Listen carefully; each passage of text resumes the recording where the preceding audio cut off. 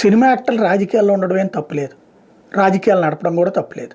కానీ రాజకీయాల్లోకి సినిమాని తీసుకురాకూడదు. రాజకీయాల్లోకి సినిమాని తీసుకొచ్చినప్పుడు ఆ సినిమాకే దెబ్బ అవుతుంది. ఇది ప్రత్యక్షంగా గుర్తుపెట్టుకోవాల్సినటువంటి అంశం. రాజకీయాలకి సినిమాకి ఏంటి సంబంధం? సినిమా అనేటటువంటిది ఎంటర్టైన్మెంట్. అది వినోదాన్ని అందించాలి. ప్రశాంతంగా కూర్చుని చూసేటటువంటి విధంగా ఉండాలి. కుటుంబం యావత్తు చూసే విధంగా ఉండాలి.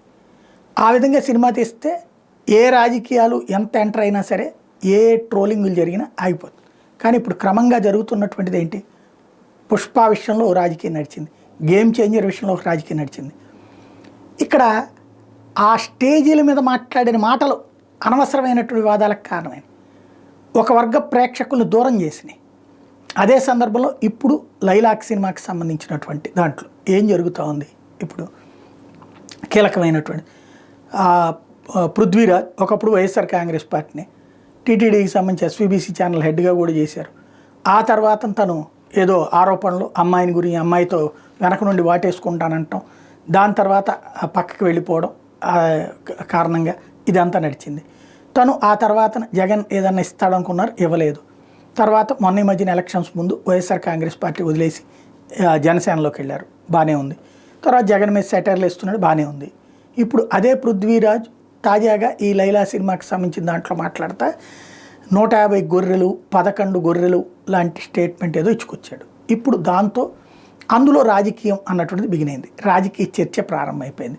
దీని వెనకాల ఏం జరుగుతుంది అనేటటువంటిది పక్కన పెడితే, ఇది విశ్వక్కి ఏమన్నా దీంతో సంబంధం ఉందా? అతను మంచిగా నటించాడు, ఇంతకుముందు చక్కటి సినిమాలు చేశాడు, ఇందులో చాలా కష్టపడ్డాడు. అమ్మాయి పాత్ర వేయడం అంటే ఆషామాషి కాదు, మెప్పించాలంటే ఆటలు కాదు. అట్లాంటిది అతను లుక్స్ చూస్తుంటే చక్కగా సూట్ అయ్యాడు.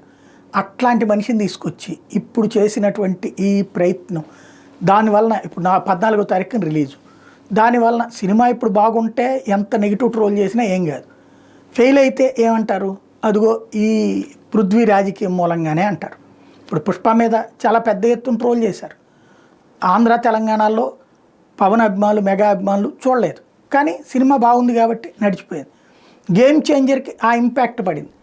ఏంటది? రాజకీయం దాంట్లో నుంచి అన్నట్టు. బట్ అంత మాత్రాన మిగతా వాళ్ళందరూ చూడటం మానేశారు. అదే సందర్భంలో సూపర్ సక్సెస్ అయిందంటే పుష్ప టైప్లో కాలేకపోయింది. అది దాదాపుగా 1800 కోట్లు అట్లా సంపాదిస్తే ఇది ఇక్కడ ఆగిపోయినటువంటి పరిస్థితి ఉంటుంది.